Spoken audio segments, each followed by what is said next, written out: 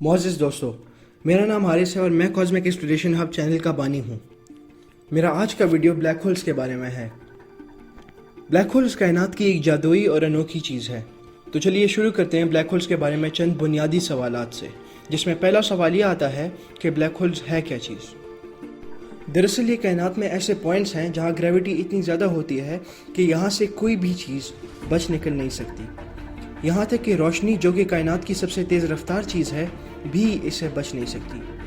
रोशनी की तेज़ी का अंदाज़ा इससे लगा लें कि अगर हम रोशनी की रफ्तार से सफ़र करें तो 1 सेकंड में दुनिया के गिर्द 7.5 चक्कर लगा सकते हैं। चलिए अब जानते हैं कि ब्लैक होल्स बनते कैसे हैं। असल में ब्लैक होल्स 3 किस्म के होते हैं और हर एक के बनने का अमल मुख्तलिफ होता है। पहली किस्म प्राइमोर्डियल ब्लैक होल्स होते हैं। ये वो छोटे ब्लैक होल्स होते हैं जो आज से बिलियन साल पहले कायनात के बनने के इब्तिदाई मरहले में वजूद में आए। इनके बनने की वजह उस वक्त कायनात की तेज़ी से तब्दील होने वाले हालात और कुछ ऐसे प्रोसेसेस जैसे ग्रेविटेशनल कोलिजन, हाई डेंसिटीज़ और दीगर हालात थे जिसने प्राइमोर्डियल ब्लैक होल्स के बनने के लिए साजगार हालात फराहम किए। अब ब्लैक होल्स की दूसरे किस्म के बारे में जानते हैं। ये black holes primordial black holes से ज़्यादा बड़े और डेंस होते हैं। इनको स्टेलर ब्लैक होल्स कहते हैं और ये सितारों के फटने की वजह से बनते हैं। इन सितारों की फटने की वजह इनके अंदर तवानाई या फ्यूल ख़त्म होना है, क्योंकि तमाम सितारे थर्मो न्यूक्लियर फ्यूजन के अमल के ज़रिए अपने लिए तवानाई या फ्यूल पैदा करते हैं और इस प्रोसेस के लिए हाइड्रोजन और हीलियम इस्तेमाल करते हैं।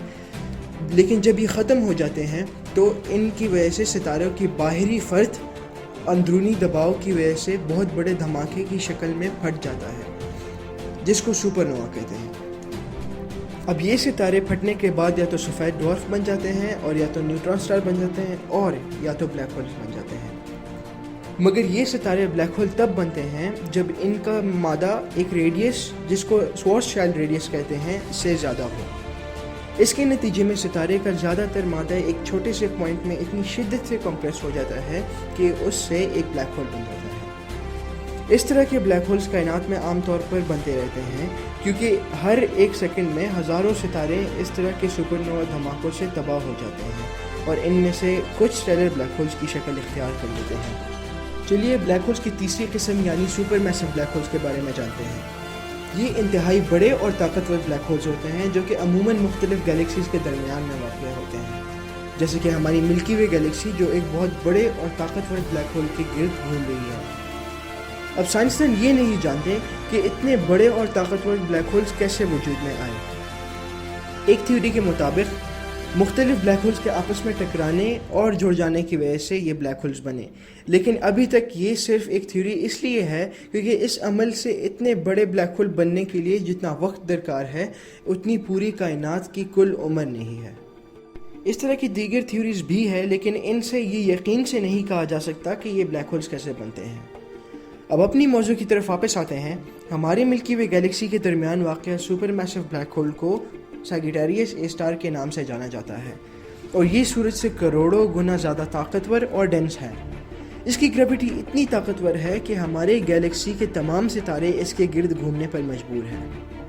आपको याद दिलाऊं कि इस तरह के ही एक ब्लैक होल की 2019 में एक तस्वीर इवेंट होराइजन टेलीस्कोप से ली गई थी।